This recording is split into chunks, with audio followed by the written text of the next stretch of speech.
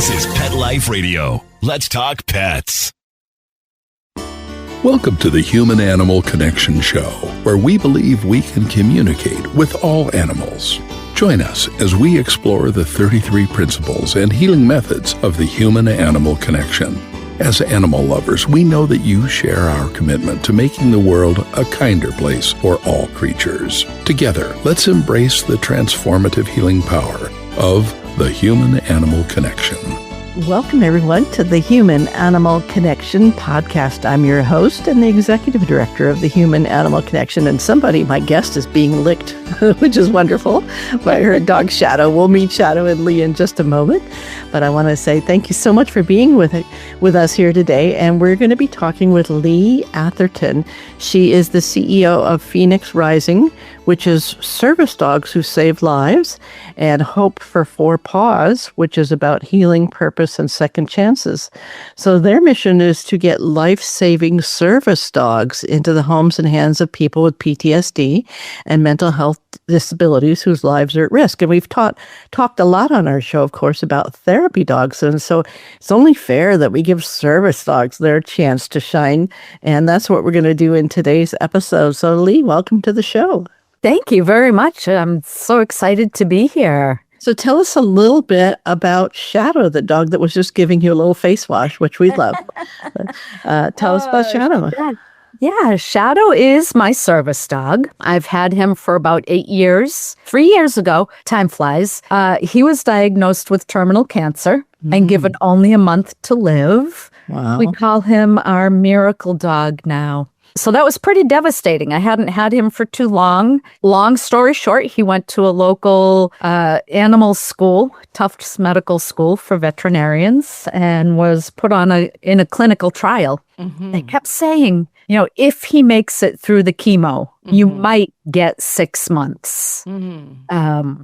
So he made it through 2 months of pretty intense chemo, and he survived that, and a month went by and I still had him, and all the way to 6 months, and he was still doing really well. They declared him in remission after a year, and then after 2 years they declared him cancer-free. Wow, which was beautiful. Absolutely amazing. Wonderful. And what kind of cancer did he have? Just curious. He had lymphoma. Wow. And there are 3 types, if I understood it correctly, 3 types of lymphoma, and he had the most aggressive. So because of all of that, we had to get his successor, and I found another black lab. His name is Phoenix. I have adult kids. My daughter said, when you get your new dog, you really should name it Phoenix, because you're taking something terrible and making something good out of it. So Phoenix was rising from the ashes.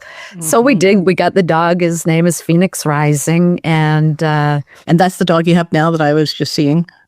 You were seeing Phoenix, yes. Okay. I still have Shadow. He's under my feet. Okay. All right. Okay, so wonderful. So tell us a little bit about how Phoenix and Shadow have impacted your life. What have they allowed you to do that you couldn't do without them? Shadow has saved my life, literally. I had a family crisis back in 2016 that led to some pretty significant PTSD. For about 2 years, I found it difficult to work, to get out and be in the midst of society. I had anxiety, panic attacks, and a couple times actually was contemplating suicide. And he sensed that and got very crazy and interrupted my thought process and any attempt I had at that. He's also been a day-to-day companion who recognizes when my anxiety is starting to ramp up and is able to alert me before it gets the better of me. He wakes me up. Now tell us, I was going to ask you how he does the alerts, because I know different dogs will have different alerts, and it's definitely important for the person to be able to recognize an alert. So tell us about the alerts that Shadow and Phoenix have used with you. So it took a while because I had to figure out what is it I do that, there's a chemical change within us that dogs can recognize. But I also had to pay close attention to what were my mannerisms, if any, that changed. So one for me that was very easy for Shadow to pick up on, that's Phoenix, is that I shake my foot. And it starts out just a little bit. The worse the anxiety gets, the faster that foot is shaking. So Shadow is trained to be aware of when I start shaking, and he just comes over and he nudges me until I acknowledge his presence. And Yes. Switch gears, kind of switch gears. And it's pretty amazing. Dogs are amazing. Absolutely. He'll notice it from across the room. Right? I'm thinking he's sound asleep. And all of a sudden he's bopping up and coming over to me. Wow, that's wonderful. Now, was he trained by an outside trainer, or did he learn to develop this ability to recognize your mood himself? A little bit of both. Okay. Some of it he recognizes just intuitively. We did have an outside trainer. We do have one who trained us as a team. And how long did that training take? For Shadow, it was about a year and a half. Okay. He is an unusual dog in, he didn't really have puppyhood. So one of the things that he had to be able to do was be wild and crazy, playing with people or with other dogs or whatever, and stop on a dime when I said to. We never did that because he never got wild and crazy enough. So his personality led to easier training. Phoenix, on the other hand, is still puppyish. You can see that by him jumping up and licking me. And he's taking a little bit longer. So, yeah. Well, yeah, and it's important to understand that every dog is a little different.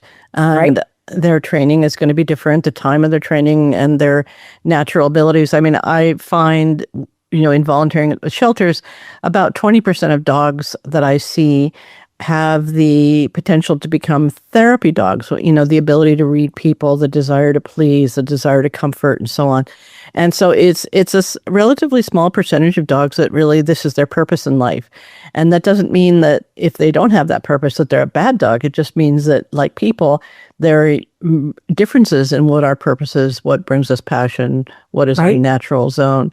But it's so amazing to meet a natural, when you meet a dog that just really has this ability and can read you from across the room or across the house or whatever, it's just really exciting to see that. Yeah.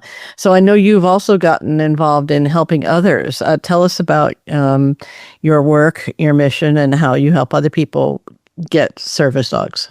Yeah, so it's expensive. I live in Massachusetts, where NEADS is located, New England Assistance Dogs, and they were recognized in the field of providing service dogs. And when I was looking for one initially, before I got Shadow, I had gone to NEADS, and back then, 8 years ago, was $45,000 to get a service dog. Yeah. By the time I finish training Phoenix, it'll probably be a good $35,000, $40,000. A lot of people don't realize the expense. Right? Yes. And there are a lot of people who can't afford that. Right. A lot of people who have two members of the family who are working can't afford it. Never mind someone who's on disability and not getting the pay that others get. A mission of mine is just in recognizing this and going through it twice. I've got to do what I can to help others get dogs. Yeah. So I don't train them, any of that. I act as a collector of support in many ways, and then disperse that support to people in need. That's wonderful. It's really wonderful. And even for people who have the funds, the availability is the next big issue, that it takes a year, 2 years, something like this, to get a dog ready for service work. And the dog will maybe not have more than an 8 or 10 year career. And so this is an ongoing issue. Yeah. So how have you gathered support? Are you fundraising, or what is it you're doing? Fundraising, yes. And the project that I'm working on now is an anthology. So getting 15 or 20 authors, service dog owners who have a story to share. The book will be called Phoenix Rising, Stories of Service Dogs Saving Lives. And my vision is to get each chapter sponsored by individuals or, organizations, group of people coming together. So, Well, that's wonderful. That's wonderful. And one of the things that I've noticed is that while there may be some breeds that are maybe a little bit more likely to succeed, it really is not breed specific. That there are dogs that the last dog you would expect to become a service dog is. I have met soldiers with teacup poodles, Right. I have seen it all. I've seen very large dogs. I've seen smaller dogs, medium size. So it's really important not to assume that one breed guarantees success or that one breed precludes success. It's just Right. amazing to see when you meet a dog that has this individual ability. And would you say that when you meet dogs, you can get a sense, oh, this would be a great candidate for service dog training, or is it something that's just a complete mystery? What's been your experience? I have a little bit of a sense. I'm really impressed, by people who train service dogs, how they can look at a dog and get a pretty good sense fairly quickly. Yes. And the steps they go through to assess a dog, it's a fascinating process. It is. It's absolutely fascinating. And we're so grateful for those people who do that work. And it's so important. We have a program for high school students. It's called Canines Teach Compassion. And we bring therapy dogs into the classroom to help kids who are in counseling. But one of the things that's unique in our program is that we also bring dogs who are candidates for therapy dog. And we ask the kids, the teenagers, to evaluate. Do you think this dog has a good chance? Yes or no? And let's, give them a score up, 10 is a perfect score. And of course, no dog is a perfect score coming in, but it's amazing how accurate the students are. They see dogs that are fully trained, fully certified, who've been at it for years. And then they see a dog walking into the classroom who has not had training, but we believe has potential. And so far, the kids have been really accurate. We brought in one German Shepherd, older gentleman, 82 years old, in a walker, and he really wanted his dog to become a therapy dog. And sometimes, people have good intentions, but it's not necessarily the dog's intention, right? So, big old German Shepherd, which could be a little bit intimidating for some people, but incredibly gentle dog, incredibly sweet. And the kids, after one visit, they said yes. And then we proceeded with getting him further training. He's in his process of testing now. He's gone through his first, I think, 2 levels of testing he's passed, and we have identified some areas that we still need to work on, but basically he's going to make it.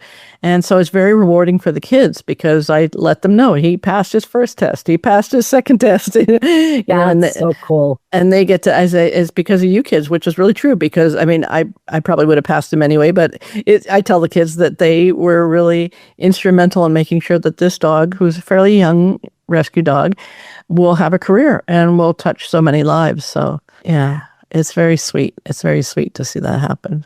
Very sweet. I bet. Yeah. So now, is your dog on duty 24/7, or does your dog get time off? How do you balance, let's say, the responsibilities of working as a professional service dog with being, a dog that needs to reset and relax and all that? How do you balance that? What do you do? What's your routine? There's really no routine in my life, so that's hard to answer that particular piece of the question. But I think the time off that Shadow gets, that he recognizes he can chill a little bit more than he otherwise would, is when my husband's home. Because he can take over some of that keeping an eye. I think when he was younger, it was more delineated because my need was much more intense when he was younger.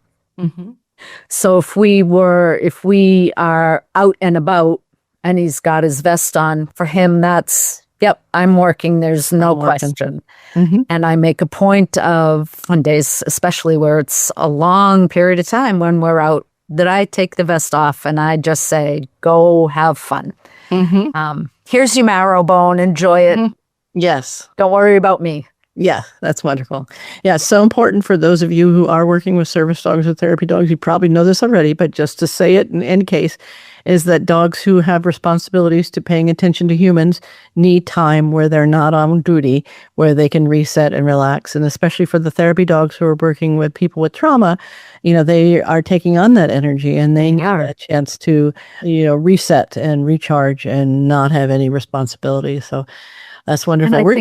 I think it's important for any dog handler to really become familiar with, in general, the signs of stress in a dog, but in particular, how does their dog express it in their unique ways? Yes. And to be paying attention to that. Mm-hmm. And when you start seeing some of that stress, say, oh, yep, they've absorbed too much. Yeah, time for a break. I know we in one of our classes, this dog is passed now, but a rescue greyhound, former race dog, and her name was Mochi. She could give people the most intense gaze and love and sweetness and just melt anyone, right? But she had about a 20-minute window, and then she was done. And so we just said to our person, okay, Mochi's done. You go home. Just because it's an hour-long class doesn't mean you stay for an hour. Mochi has 20 minutes of absolute pure devotion. And then she's done for the day. She'll come back next week. But, it's just, that was kind of unique. Most of our dogs are good for an hour, but we want to really encourage people not to do more than an hour if you're doing therapy dog work. But of course, service dogs are on duty for a tremendous amount of time. So we're going to take a short little break, but when we come back, I'd love to have you maybe preview a couple of stories that might appear in your book. I would love to. All right, we'll be right back. We'll see you in just a moment. Don't go anywhere.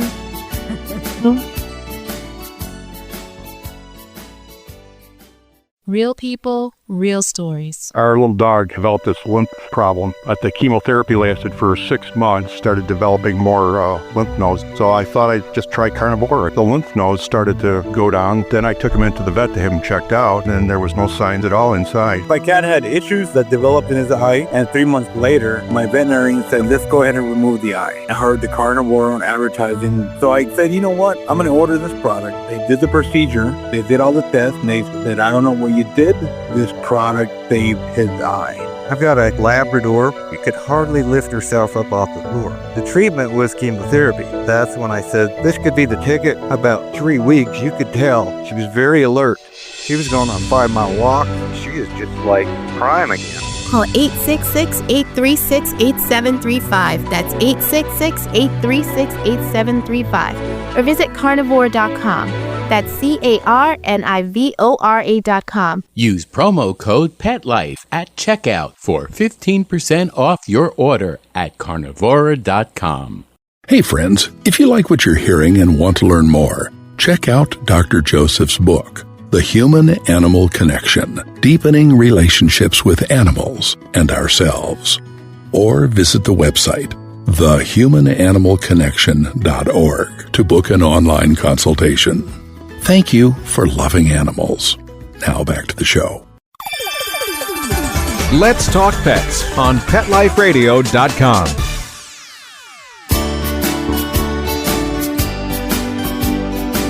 Welcome back to the Human-Animal Connection. I'm your host, Jeannie Joseph, the Executive Director of the Human-Animal Connection. You can learn more about us at thehumananimalconnection.org. And today I'm speaking with Lee Atherton about working with service dogs that can really change lives. So I know you had a story you were telling me about on the break about a dog named Nellie who was working with a person who had severe social anxiety, couldn't go out in public. Tell us about how Nellie helped that person. I smile. I remember when James is Nellie's handler. I remember when James first met Nellie. He had had some trauma in his life that led to depression and severe anxiety. And he became homebound on disability for several years. He got Nellie, and it was the first time I had seen James smile in years. It was so beautiful to see. And Nellie worked with him, same as Shadow. Nellie was taught what James's symptoms were, what to pick up on when his anxiety was going. But Nellie did things like make him get out of bed, make him go out and take Nellie for a walk. And he got to the point where Nellie helped him in social situations by creating a boundary around him, by standing between him and others when the need was there. And over time, helped James thrive. And James now is out there, a successful adult with a full-time job and being able to work, to be in many different situations in life. That's wonderful. Truly, Nellie made that. And his Nellie goes to work with him. Does Nellie? Nellie goes to work with him. Wonderful. A little bit of a challenge because he works out of high school.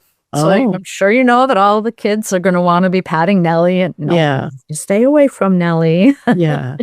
So I think our listeners know that a service dog is not a dog that you can go up and pet because they are working and they need to be paying attention to their human. A therapy dog, on the other hand, is all about being pet. So you just need to know the difference. And sometimes you can tell by the vest or how that dog is interacting with the person. But when in doubt, just ask. So that's the secret, right? Good. Okay. That's right.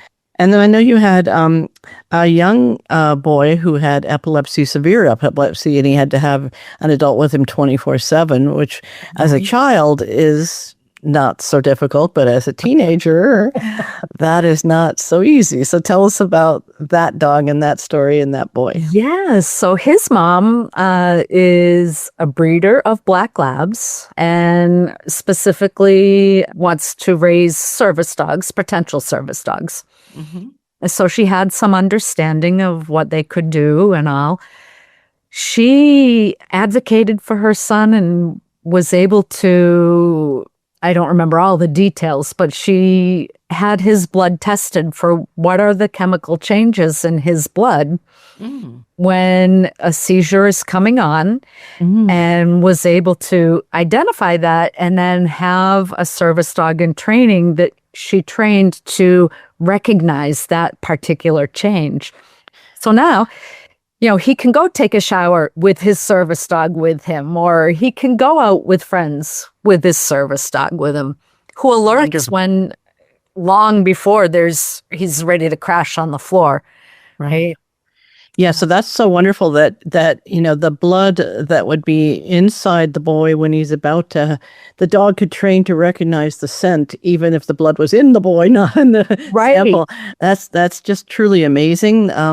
So I think it's smell. Their sense of smell is amazing, but I think it's more than smell. If you want to ask me my personal opinion, I could ask you your opinion, but I think that they're working on a whole set of senses that are above and beyond what we normally think of as everyday senses.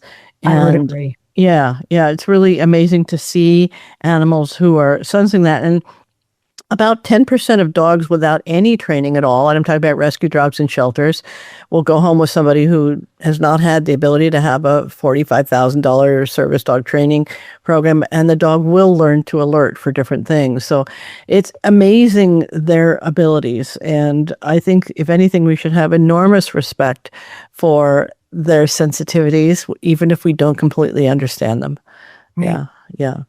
Now, sometimes we talk about on this show animal communication, as in telepathy, as in the ability to communicate thoughts and ideas and emotions to a dog, or to read the thoughts and feelings and emotions of dogs. Where are you on the thought process of animal communication in terms of telepathy? I think they have an amazing way to communicate. Yeah. I don't have the words to explain it to someone, but I watch the way Shadow looks at me sometimes. I say, he's not looking into my eyes. He's looking through my eyes and into my soul. Yes, absolutely. Right? Yeah, it's amazing. So powerful. It's so powerful. And I think that one of our missions in the human-animal connection is to educate people about the inner lives of animals, that they do have thoughts and feelings, emotions, opinions, desires, understandings that are beyond what we usually think of. And the more we recognize that and respect that in animals, I think the better humans can be towards animals. Right. And bring out the best in them. Yes, absolutely. When we know that Black Lab A is not going to be the same as Black Lab B or C. Right. And look and explore and be curious. Yeah. And I know for some dogs in service training, from puppies, and I'm talking about 8 weeks old puppies, they begin training them to look at humans in the eye. And, this is not natural for all animals, because for some animals, looking in the eye can be a sign of aggression or intimidation. But we teach our therapy dogs this also. We have the high school students, one of the first things they do is teach the dogs what we call focus. That's the cue we use. We'll put a treat right at the top of our nose. And in the second the dog gives us eye contact, they get the treat. And then once they know it, then we introduce the word. But the reason why we use the word focus is because we also then teach the teens that they can focus. The way they use their thoughts can either help or harm them. So that's why we use a very human word. Some people just say, look at me, which is fine. But we use the word focus because we're cross-training the humans as well. I like that. Yeah. I use focus, but I hadn't thought of that. Yeah, it's a really good word because it's something that doesn't come up in routine conversations, more like look at this or whatever. It might be confusing for the dog. So having a word that's a little bit unique like focus, I think is very good. And what we do is once they learn how to make this focus, we teach them to do it for a little bit longer duration and get used to the idea that looking a human in the eye is a good and safe thing. And when we're on therapy dog visits, when the dog looks you in the eye, you feel so seen and loved. Right. It's so, such a great thing. It's a great gift that we can do is share this loving gaze, a soft gaze, not a hard stare, but, a loving look is just a great gift from one being to another. Yeah.